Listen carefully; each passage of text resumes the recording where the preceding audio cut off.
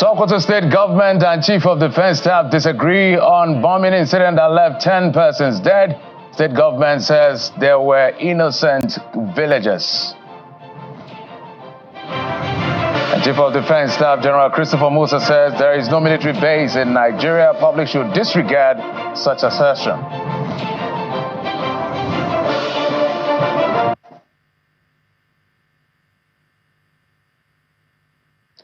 Hello and welcome to Politics Today, reaching you live from our global headquarters here in the nation's commercial nerve center, Lagos. I'm Jeffrey Uzong. It's public holiday for loads of us, except those of us who they consider essential staff, like doctors and the rest of them. But we like what we do. There's a lot that's been going on. So happy Boxing Day, if that's something to greet about. You know, Nigeria will greet about everything. Merry Christmas and happy Boxing Day, just in case you have anything to unbox. But there is really nothing exciting that is coming from Sokoto State, and not because there shouldn't be anything exciting, but given the incident that occurred just yesterday, Christmas Day, what you call some sort of a tragedy. But the state government and the military hierarchy have been disagreeing as to what exactly played out. But the fact remains that 10 people, civilians, are dead. And the state government has actually visited, the governor had visited, Governor Ahmed Aliyu has visited the location of this village where this airstrike occurred, and has actually made some donation to the victim of this bomb attack in Sokoto State. But the Chief of Defense Staff has also been there, and he's spoken as well. But some of the things he said, I would like to reel out. He said, we have individuals that still harbor those people, and once you do that, you make yourself a target. Our appeal is please do not allow them hang around you. Do not give them any support in whatever means. So there has been this back and forth as to what exactly played out. But investigations are on. But the fact remains that 10 persons were dead. Whether it's a question of the civilians harboring terrorists or the army making a mistake is still a bone of contention. But the government is saying these were innocent villagers. But maybe we'll take a listen to the account of each party.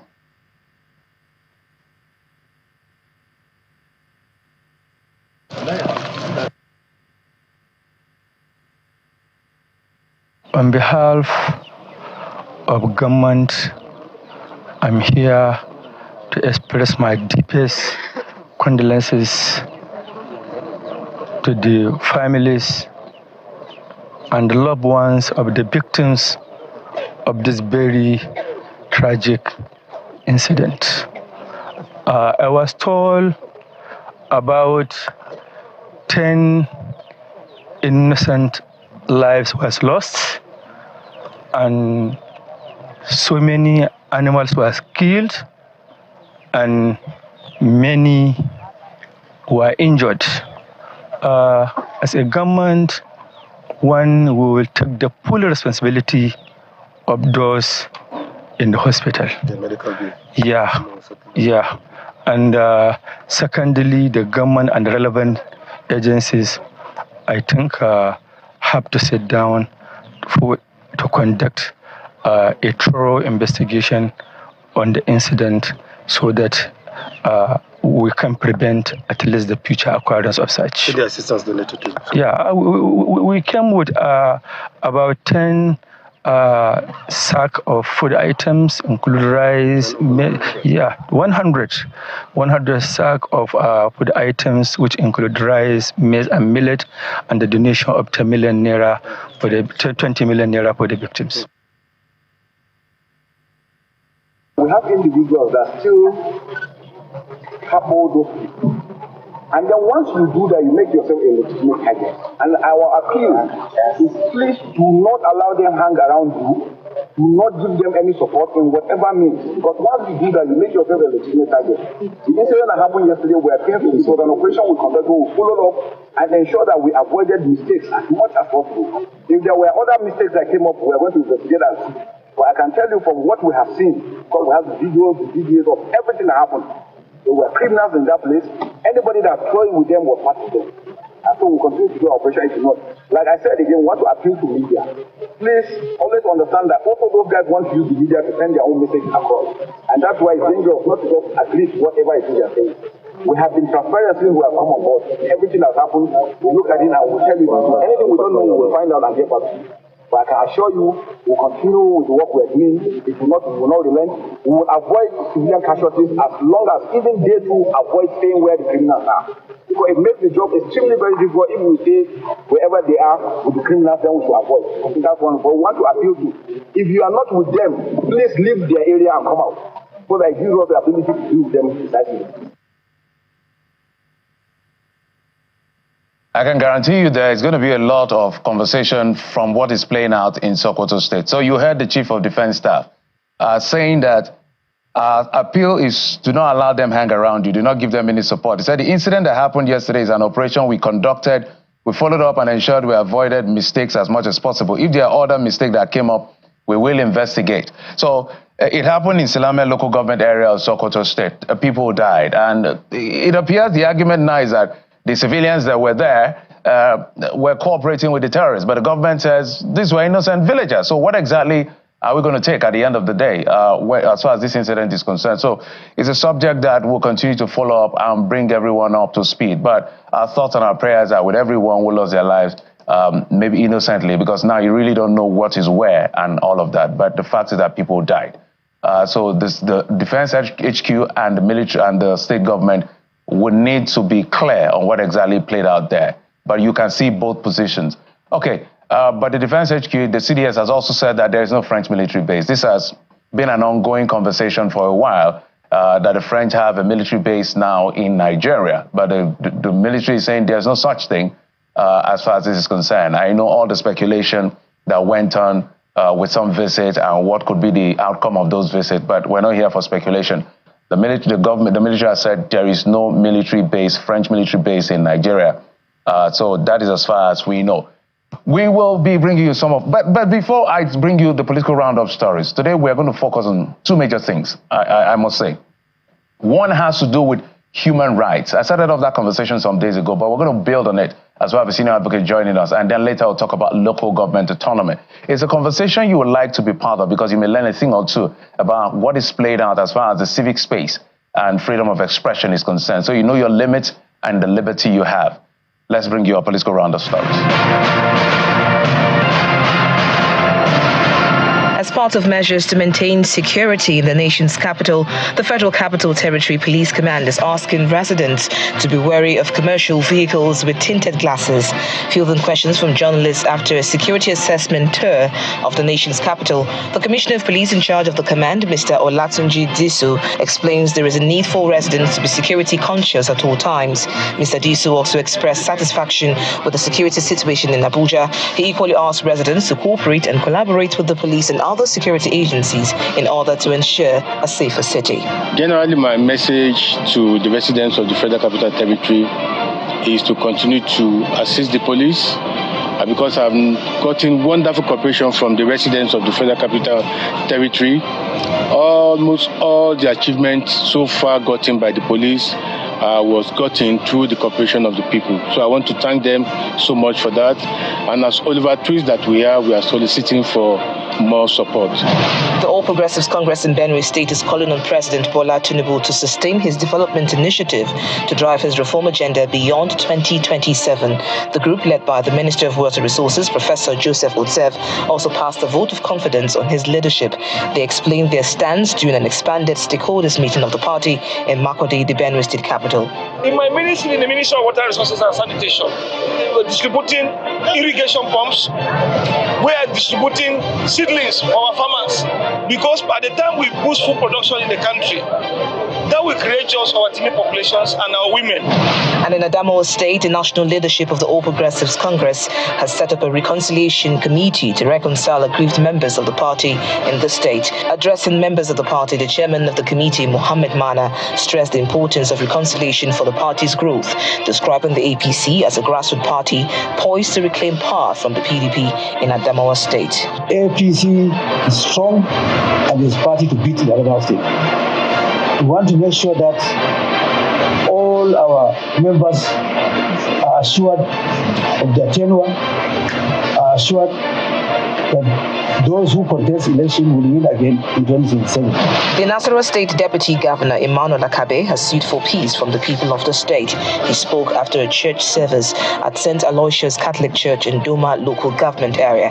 He maintained that only when there is peace that development can be achieved. We must collectively work to ensure that we have peace in our states. It's only then that we can, as a state, develop and as a state prosper. So I'll call on all of us to share joy, to exude joy, to celebrate.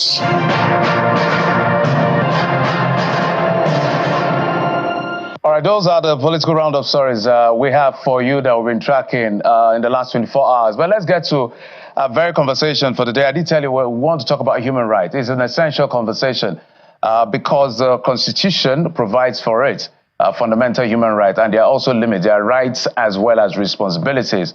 And there's been this back and forth sometimes between the police and citizens and all of that. So, Senior Advocate of Nigeria joining us via Zoom, almost a senator. Leonard Silk Ahmed Raji joins us via Zoom. Thank you, sir, for coming on the program. Thank you. Thank you very much. Senior Advocate, I almost wanted to give you the title of a senator. Maybe you'll be contesting pretty soon, but that's just an aside. Merry Christmas in arrears and happy Boxing Day, I must say. Let's roll through a few things and let's talk about, I know that, you're here to talk about the legalese and the laws as far as human rights is concerned, but maybe your thought as to what's just played out moments ago and where the rights of these people who are now dead, if you allow me to use that word. What I mean by that, what is left as an option to the families that they left behind in terms of rights now. We understand that the bombing occurred in Sokoto State. 10 civilians were killed, and the army has said that, look, we targeted and we're precise as to who these terrorists are. We avoided as much mistakes as possible, but this whole idea that civilians were killed, the only reason they could have been killed by the army's account, although they said they will investigate, is the fact that they perhaps were with the criminals or they were harboring the criminals. The government has said these are innocent villagers. So in the eyes of the law, maybe you give us what this means as quickly as possible. Well, it's an unfortunate incident. And first of all, we pray for the repose of the souls of those who were killed. And I think the best thing is for both Sokoto State government and the military authorities to put heads together and find a solution to the problem by way of looking at how to compensate the innocent victims. I repeat, innocent victims. We cannot dismiss what either party is saying, but all it calls for is collaboration, because this is the military is putting it like, oh, we targeted these people. Perhaps they are using some of these people as human shield. That calls for some investigation. And until there is a thorough investigation, you cannot really make any far-reaching conclusion. So the best, in my own opinion, is for the Sokoto State government and the military authorities to come together and less of press interviews, less of dramatization and what have you, so that they can really look into this matter and come up with some solution to assuage the feelings and especially the relations of those who lost their lives. They are not without any rights, but of course, no right for the dead, but for the relations who stand to lose because of the loss of those innocent victims. I repeat, innocent victims. That is my reaction to it. But before I let you go, before I let you off this particular issue, I crave your indulgence. If they are found to be mistakes, is compensation enough Is there any way maybe the people in the military can be held accountable beyond just asking for compensation under the law? Because our military, they are doing a great work. We must say that in addition. You said you have called it a mistake. If there's a mistake, you can't punish your military authorities for such mistakes, because it's like a war situation. In executing wars, innocent people may suffer one way or the other. This is not an excuse for arbitrary exercise of powers, but when such occurs, I think in the circumstances, compensation would do. Because the military didn't just wake up to go there. Something gave rise to their going there. You have to recollect that. They didn't just go there and start a bombing place and what have you. It's because they are targeting some people. And their claim, I'm not saying they are right or they are wrong, is that they located these individuals are in that axis. Unfortunately, innocent people lost their lives in the process. The military authority are in a position to investigate these claims, and they are in a better position than the civilian people or the civilians or even the Sokoto state government. The best thing is collaboration between the two so that they can go into the root of the matter. But you have to be careful. You don't demoralize your military because of a matter of this nature. Because if you demoralize them, you risk losing their, giving their best for an exercise of this nature. All right, let's move on from there to the issues that we brought you to come and talk about. That has to do with issues around human rights. Recently, there has been some back and forth, especially with the police and some citizens online and all of that as to what is what in terms of defamation, libel, and slander. So broadly, I want you to speak to what the law says about defamation. Then I'm going to show you some piece of legislation for your own intervention. Well, the law of defamation is very simple. I believe this is my worth, and somebody has come to diminish it, either orally or in permanent form, and the aggrieved person goes to court. That is all about defamation or libel. Defamation can either be libel or it can be slander. Slander. Yeah, that is orally. But libel is the one that is in a permanent form. That is my understanding of what is meant by defamation in the law of torts. Okay, because we have this issue of criminal defamation as to civil defamation, we can piggyback on the issue of Farotimi versus Afe Babalola and some states that have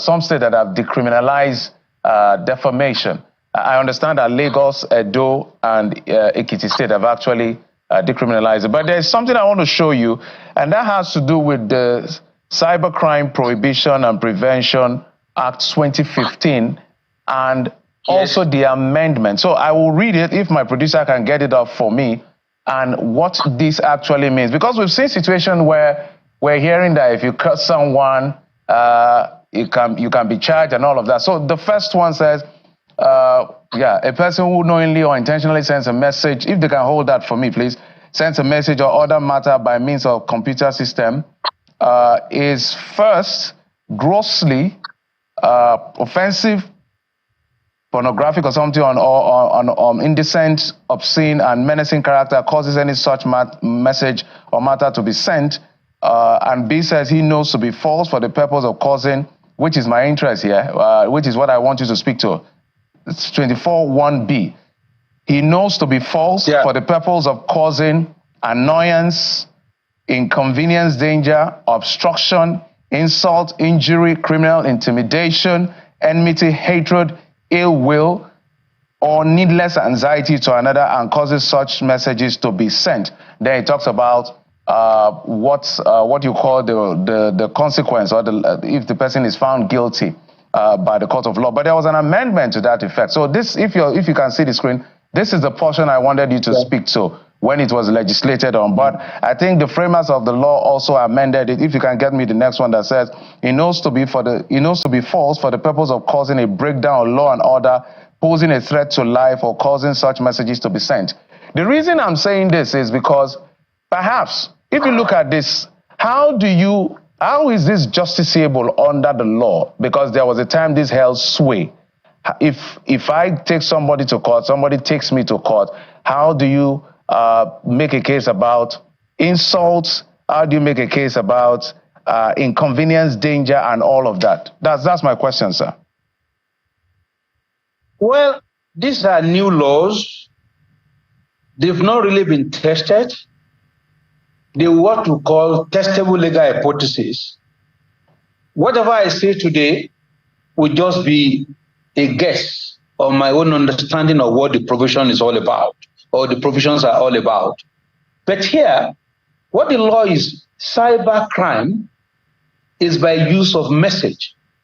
I.e., you send the pornography or you video somebody and then you begin to use it to harass him and what have you. It's all about sending messages.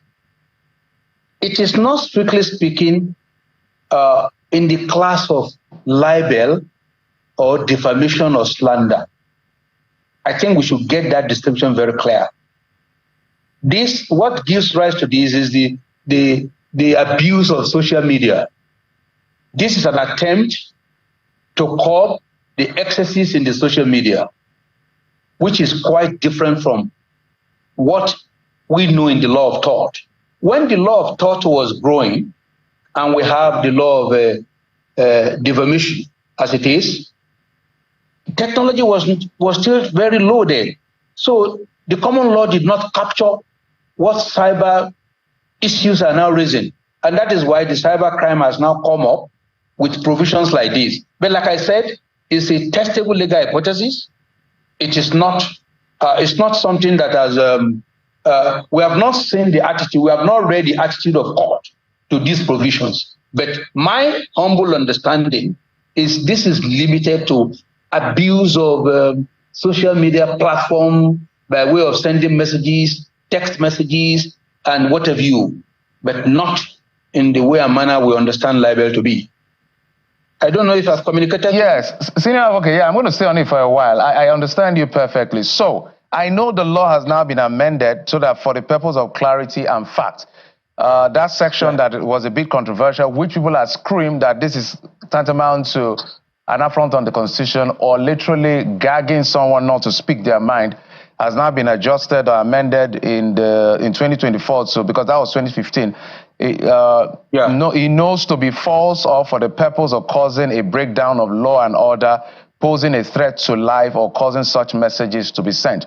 But if we go back, how do you prove, or what does the law define as insult?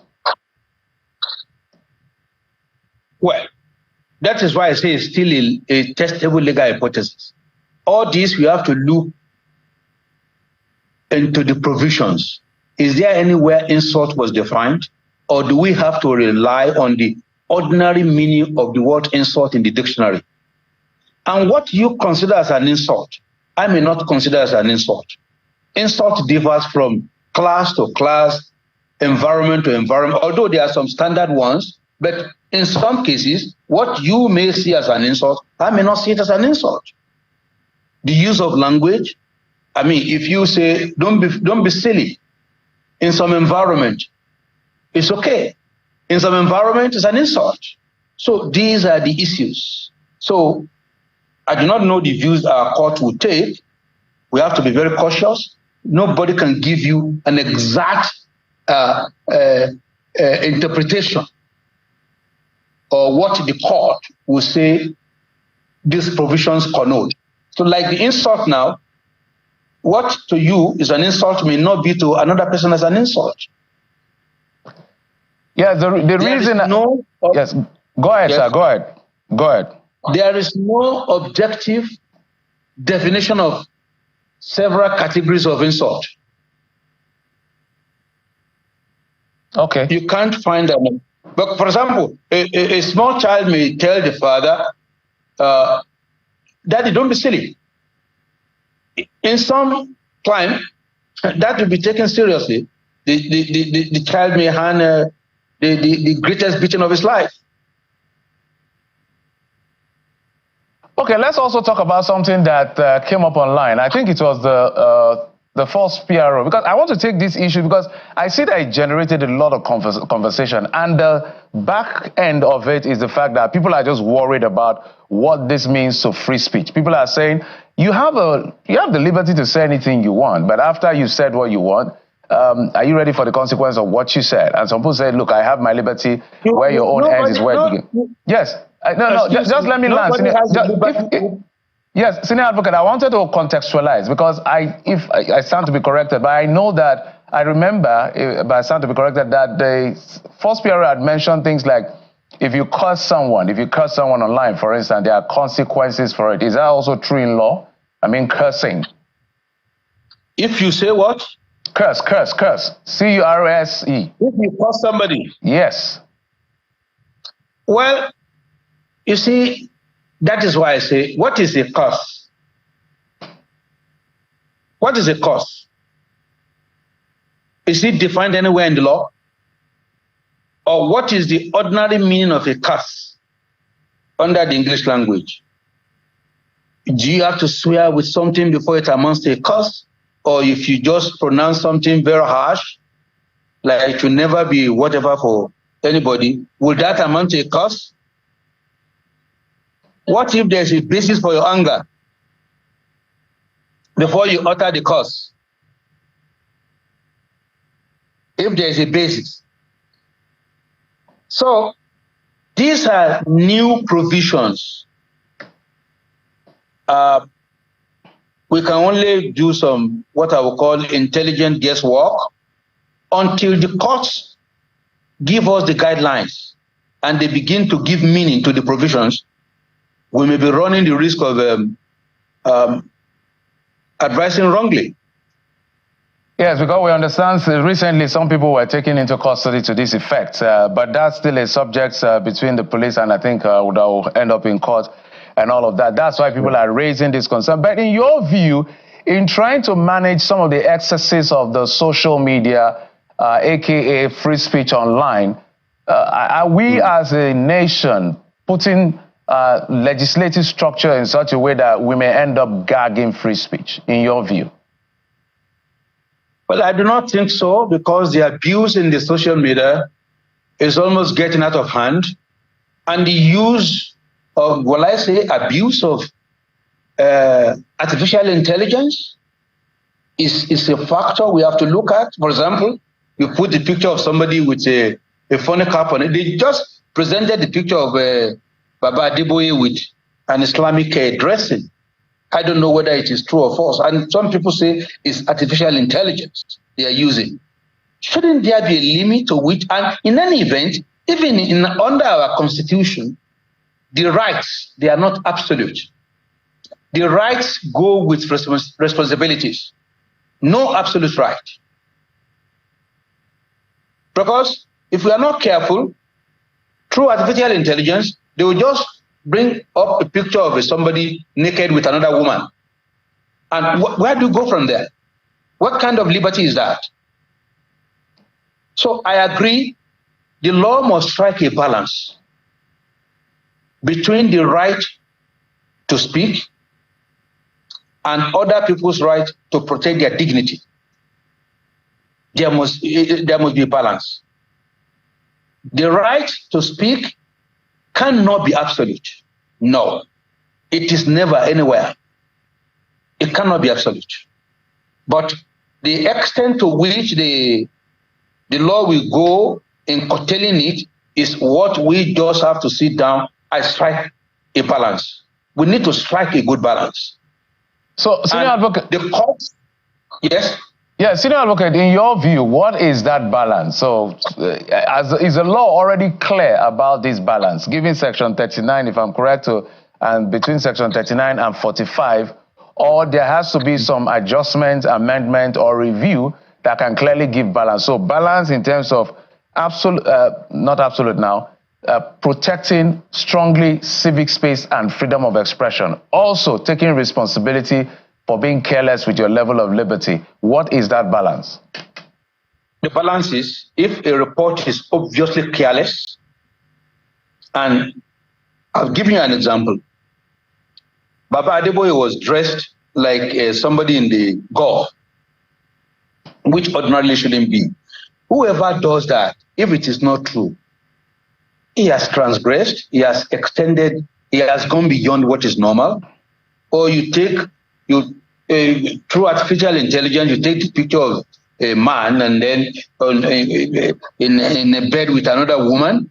I mean, that shouldn't be. Your freedom to speak shouldn't extend to that. But if there are comments on germane issues, if there are views you are expressing, honestly believing what you are talking about, why not? Yeah, you can. But what you are trying to portray or the scenario you are trying to paint has no justification, then it should be penalized. Okay. I'm going to come back to a few things, but I just want to carry as much as the issues as possible. But we've seen the recent thing that happened in, unfortunately, this December and last December. I don't know what's been going on. Last December, it was a carnage on the plateau where there were attacks and there were killings. This December 2024 is more about Stampede from Anambra to the FCT, and then the first one that happened in Ibadan, and some of the things we're seeing around.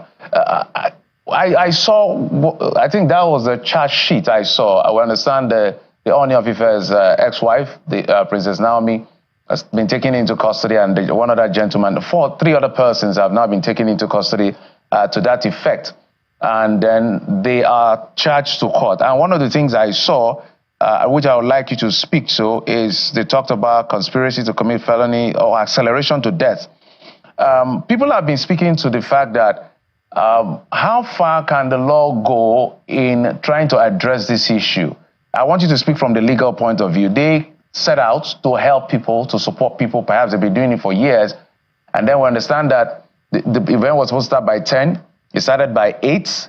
But people started coming midnight or so. We even heard that some people threw their children over fence. We don't know whether that's true or not. But now they have to answer to the deaths of those children. How does the law view this kind of situation? Well, I think it's a social problem. And why do I say it's a social problem? When you look at the narration, obviously, the Mrs. Naomi or prophetess Naomi Silekwala and the broadcaster Amzat. Amzat, yeah. They didn't set out with a guilty mind. They didn't set out to kill the children. No way, they didn't. But because of the level our society is, what were they going to give them? 5,000, 7,000? And the accounts I heard, most of these women, they were there with small children. At a point, they were now throwing their children into the compound from outside because they were not allowed in. Well, I do not think it's a matter for the court. I think it raises a social problem, which the relevant authorities should just put heads together and find out how we can control things like this in future. Because shortly after that incident, another one happened in Ibadan. And people still went there. 2 or 3 people got their legs damaged. Why can't people resist such kind of a thing? I mean, it's obviously something must be pushing them. If somebody delivered a baby just a week ago and she heard of such gathering and she went there with a new baby, then something is wrong, something very critical. I believe this is where the society should just, and our rulers should look into this. I'm not trying to blame anybody. I'm not saying the government is not doing their work as they should do. I mean, they are trying their best. After all, most of the problems, they make them. But they should please look at what I would call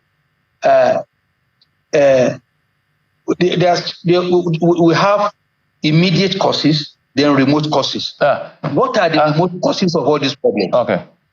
Senior Advocate, yes. we're totally out of time. Just in 30 seconds, so what people are not happy with, that's why I asked you what the law says. It's, they went to do good, something happened. Unfortunately and sadly and painfully, children died.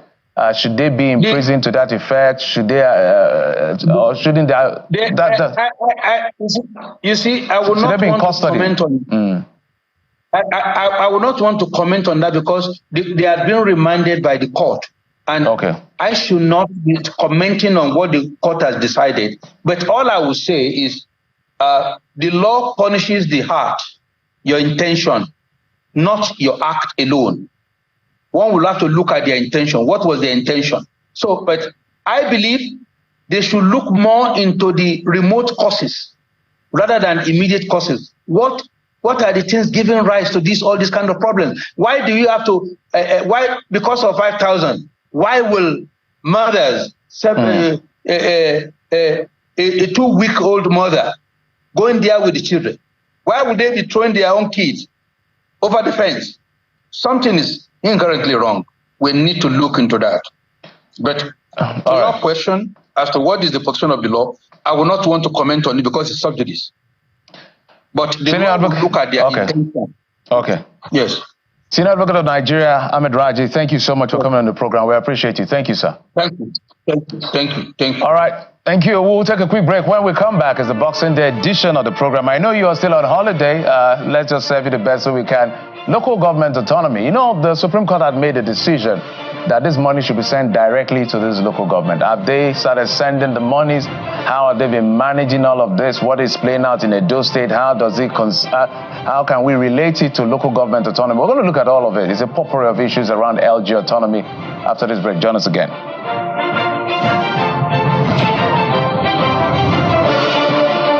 Welcome back. Let's now switch gears to the issue of local government autonomy. We're being joined in the program by the chairman of Omuma Local Government Area in Rivers State, Mr. Promise Reginald. He joins us via Zoom, as well as the former president of Nolge, Mr. Deji Akinwalere, joining us via Zoom. Gentlemen, thank you so much for coming on the program, and thank you for your patience. Thank you so much for having me. Good evening. All right, let me start with you, Mr. Reginald. You are a sitting council chairman in Rivers State. So let's begin with checking in on some of the compliance level by the state government in terms of, or the compliance level based on the directive or the affirmation, because this is the affirmation of the Supreme Court saying local government monies have to be paid directly to them. So are you receiving your monies directly? Do you have the level of autonomy you think you should have as a chairman of the local government? All right, thank you. So far, the money is still coming to the state joint accounts, but the states, from the state level, all preparation, all modalities have been worked out, how the money can actually come in. So I actually think the delay is from the CBN or the federal government, but the state is very ready. His Excellency has given instructions on how to get bank accounts and everything. So on our own end, we're very ready. The state is ready. Probably the implementation has to do with the state and the Central Bank of Nigeria. So is there a communication both from the central bank, the federal government, or the state government as to when this will eventually be coming directly to councils, directly? Next 1 month, 2 months, 3 months, you got any feelers? I really do not have that information, but all I know, as I speak to you, the state is very much ready. All the accounts have been actually ready. We're also ready to work with the Central Bank of Nigeria. So the delay, like I said, is just coming from the federal government and the Central Bank of Nigeria. So we don't know when this money can come in. I'm going to come to you in a moment. Let me go to Mr. Deji. Mr. Deji, I know you were the president of Nolge, and maybe from the things you're seeing, your impression as to the level of compliance. So let's contextualize now. For instance, Rivers State has said that the implementation of the direct payment to local government hasn't started, though they still get their funds from the joint account between them and the state, and is putting that on the bulk on the table of either the federal government or the central bank. Something else is also playing out in Edo State, where the governor has told the local government chairman, submit your books, let me see how you've been managing the resources at the local level.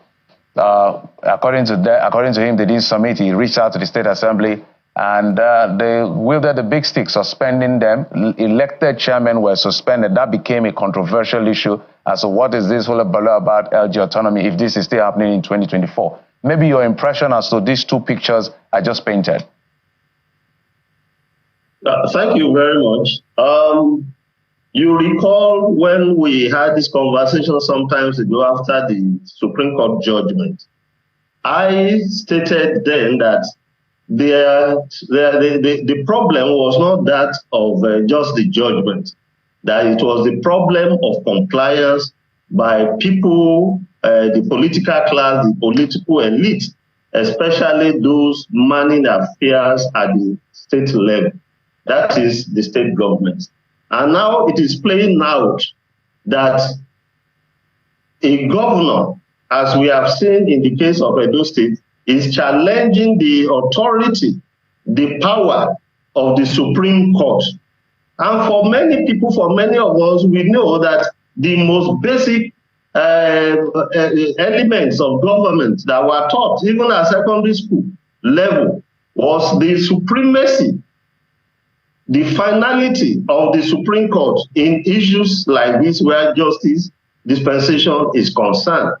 Now, like Justice Chukwudifu Oputa once said, he said justice is a three-way traffic. Justice for the accused, justice for the accuser, and justice for the system, I mean for the society.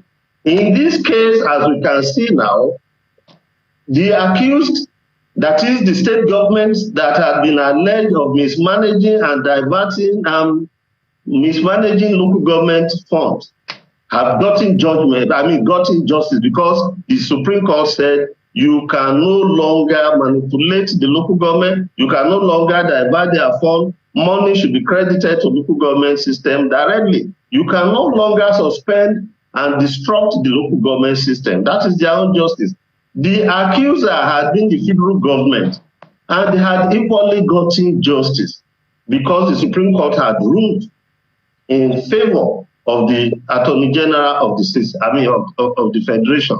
Now, the unfortunate thing now is that all of us that constitute the society, we cannot get justice from the Nigerian system because some group of people are already challenging the Supreme Court. And there is no greater threat to democracy than what we are witnessing that has started now, and which we must all rise and nip in the bud.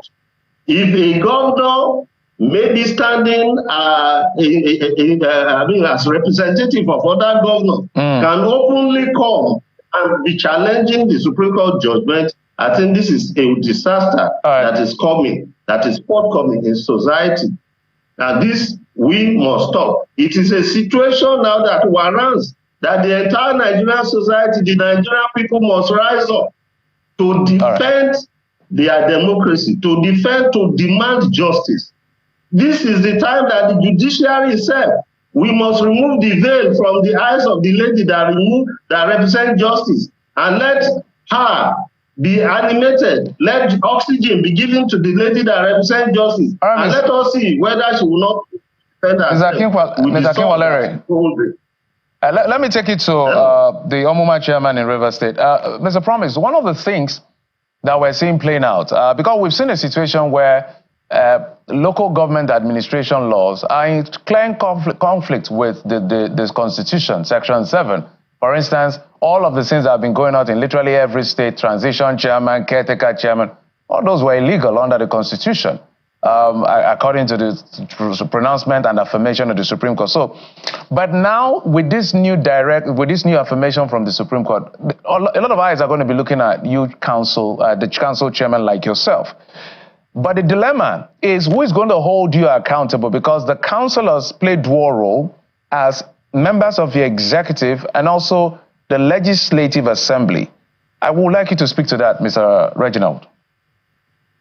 Oh dear. Mr. Reginald, can you hear me? Okay, Mr. Deji, maybe you can take that question. Yes. Yes, I think like we were saying that there is a Supreme Court judgment. Chief Justice Chukudifo Puta once said, he said, we are finite, not because we are finite. We are finite because we are finite. The Supreme Court is the final level where justice should be taken. Whatever the Supreme Court gives, unless it is reviewed, that is final. And the Lord Justice put it so succinctly there. And it is with this case that no governor can be an appeal, can make itself an appellate body on the Supreme Court. That is a call for judicial recklessness or political recklessness. And what we are saying is that any governor that is treating this judgment with this kind of levity ought to be given the appropriate treatment, not only by the people who have been surcharged and made to suffer for the recklessness and criminality of governors, but if I may come in, Mr. Deji, just a moment. To our institution, the judiciary, the Supreme Court is final and it is final. And nobody, either a governor or anything. So anybody coming up with any contraption, whether you call it a caretaker body or transition. No, Mr. Deji, if I may come in, I think you didn't get my question. Just I know you've spoken extensively as to the incursion of governors trying to stretch their powers despite the ruling of the Supreme Court. But I think Mr. Reginald is back. If you can respond to the question. Mr. Reginald, did you get my question? Okay, I want to respond to the first statement made by my co-guest here. First of all, I want to state something clear. You know, as a local government chairman, the governor would not interfere if the federal government is ready to, to implement that judgment given by Supreme Court. Let's use River State, where I come from, as a case study. The governor, if you understand the peculiarity of our state is so rich where they don't even need the money of the local government area. The governor, once that judgment was pronounced, the governor made it compulsory for all the 22 local government chairmen to get their accounts ready. And we went to Central Bank of Nigeria, met some persons who told us that the Central Bank governor has not given directive for us, for them to get account numbers registered and probably pay directly from the federal government account. So in Rivers State, the governor is not in any way interfering in the funds of Rivers State local government council. Rather, he is ready. Just that the federal government, like I said earlier, is not in any way ready. Or the Central Bank of Nigeria, I don't know what the problem is. So unlike what he said, that some state governors, I'm not from Edo State, I wouldn't know how it works out there, but for Rivers State, the governor is very much ready. I think why would the governor of Rivers State even need the money meant for local government? Mr. Reginald, I think that point is, we've taken that point clear. It's clear enough on both sides. So two quick questions. I did ask about, as he speaks now, how much comes to your local government as Omuma local? Averagely, how much do you get as a local government? That information is also because, it differs. I say averagely. I know how much goes to Obiakpo local government, for instance. Chijoke even talked about almost $1 billion, about 900 million comes because it's a rich local government. How much comes to yours? I come from a rural area where we're not rich as Obiakpo local government. We do not have those companies and everything. So ours is not even up to So like I said, it differs on monthly basis because you come from joint account where disbursement is being made at that level. So I won't actually see right now. Okay, I just wanted an average. I know you have an idea of an average, so I know what you know what an average. I don't want to give you conflicting reports because this is a very vital information. Sometimes it goes up when there is excess crude and all that, and sometimes it's below. So I don't bring problems between me. So as we're going to wind down, I threw this question to you, but Mr. Akin was to take it. But I'm going to ask you both as we wind down the same question. So let me start with you, Mr. Reginald. There's also the challenge of holding you, the local government chairman, accountable right now that you are supposed to have this autonomy depending on when it's properly implemented. As to the fact that your councillors are both your executive and members of your legislative assembly, how can we hold you accountable in that kind of scenario? In 30 seconds. All right. The records are very straight here, and we have done a lot with the little money that was given to us. Not minding that we are the only local government operating from zero IGR. We're building hospitals, we're building schools, we're building so many rehabilitation projects. So we are ready to, talk to our people whenever the need arises for us to account to them whatever comes in and how we spend it. So we are ready anytime, any day, for the legislature being the councillors, whenever they want those information. That's why we have our F&GPC meetings, where we discuss how much comes in, the projects we intend to back on, and how much is left. So all these information are not hidden from the public. All right, Mr. Deji, do you think there is already a conflict as to how this is structured, that members, the councillors are the executive and the legislature? Is there a conflict already? Yes, there could be a conflict, but the whole thing depends on the vision of the governor of the state. Let me give you an example, sir. While Dr. Agagu was governor of Ondo State, I was permanent secretary of Ministry of Local Government and Chieftaincy Affairs for 3 years.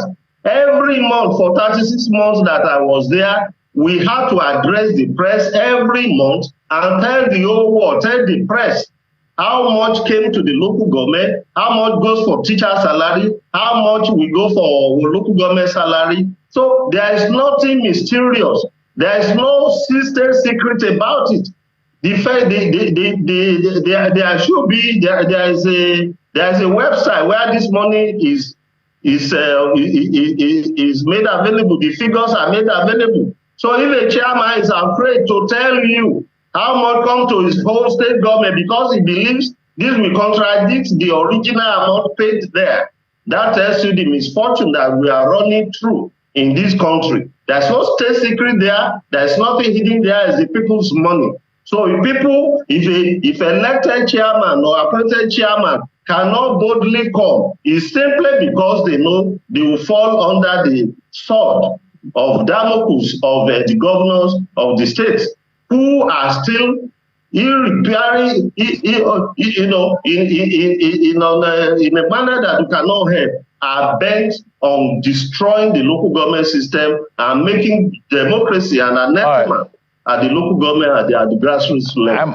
There's nothing wrong with the system. There's no conflict there. The problem is with the governors, and the Nigerian people must rise up and say enough is enough. This is worse than any NSAT. It's worse than police brutality. All right, Mr. Deji, we're totally out of time. Mr. Deji, my apologies. Deji Akinwalere is the former chairman of Norgay, a former president of Norgay, my apologies. And Mr. Promise Reginald, the chairman of Omuma Local Government Area in Rivers State. Thank you, gentlemen, for your patience and for coming on the program. We appreciate it and wish you the very best. Thank you.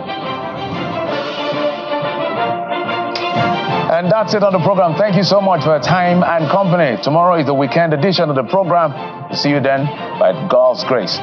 Enjoy your evening. I'm Jeffrey Uzama. Bye-bye.